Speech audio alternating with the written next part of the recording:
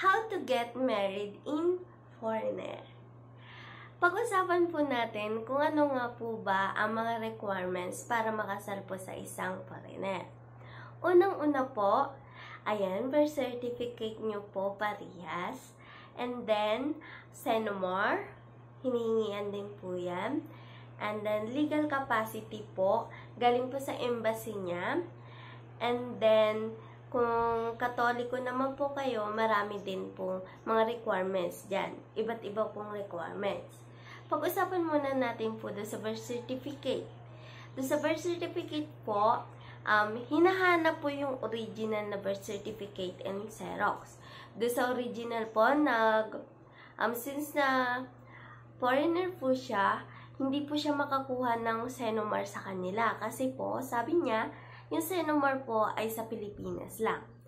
So, since ako po ay nag-search kung paano nga po makahanap, ayan, hirap po talaga ako that time. Pero po, naisipan ko po na mag-online na lang. So, ang gawa ko po, nag-online po ako para makakuha po ng Senomar niya.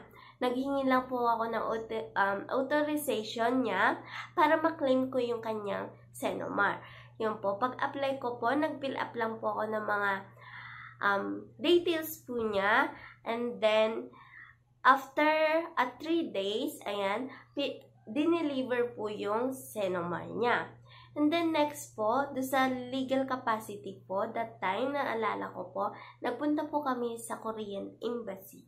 Naghingi po kami ng legal capacity.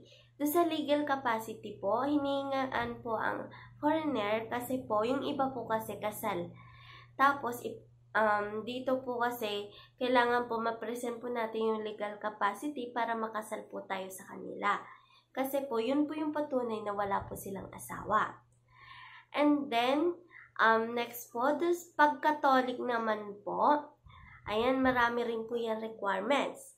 Unang-una po yung binyag, kumpil, and then, since na yung asawa ko po ay walang binyag at kumpil kasi Buddhism po siya, ang gawa po namin, nagpabinyag muna po siya, nagpa-kumpil. Buti po pinayagan po siya na lumipat ng relihiyon para lang po mapakasal kami.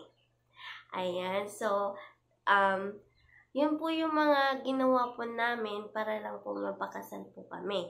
Ayan, nag-change religion po siya para lang po pumayag po yung simbahan ko na maikasal po kami. Kasi hindi po talaga pwede na maikasal ang isang Katolik sa isang Buddhism. Kaya kailangan po na lumipat po ako or siya. And then, meron din po pala mga kailangan requirements na hinahanap para bago maikasal. Yung po yung seminar na ginagawa po tuwing isang buwan po yun. Pero that time po, na pakiusapan po namin sila. Ayan, sa DSWD po, may seminar po yun. Sa munisipyo, may seminar din po yan. Sa mga barangay po, yung sa simbahan, may seminar din po yan. Umaabot po yun ng isang buwan.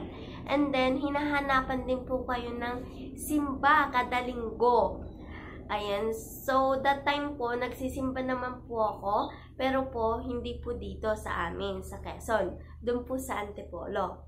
Kaya po, nahirapan ako that time. Ayaw po nilang ibigay sa akin yung form na patunay na araw-araw, linggo-linggo po ako nagsisimba. Pero po, since na nasa Antipolo nga po ako, may mga picture po ako patunay na nagsisimba. Ayan. And then, dito naman po sa bayan, yung pinakang malaking simbahan, hinihan din po nila ako ng simba. Ayan. Tapos yung certificate po galing sa DSWD na patunay na nag-seminar ka, tsaka doon sa munisipyo na patunay na nag-seminar ka rin po, hinihingian yan. Tapos po yung birth certificate nyo po, ayan, sa simbahan nyo na din po yan ipapasa.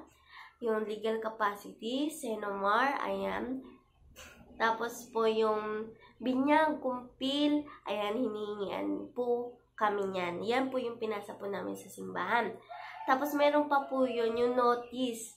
Doon sa notice po, yun po yung pangalan ko at pangalan po ng husband ko. Yun po yung pinapaskil po sa simbahan na linggo-linggo po tatawagin po nila yung pangalan namin, tapos para po marinig po ng mga nagsisimba na ikakasal po kami.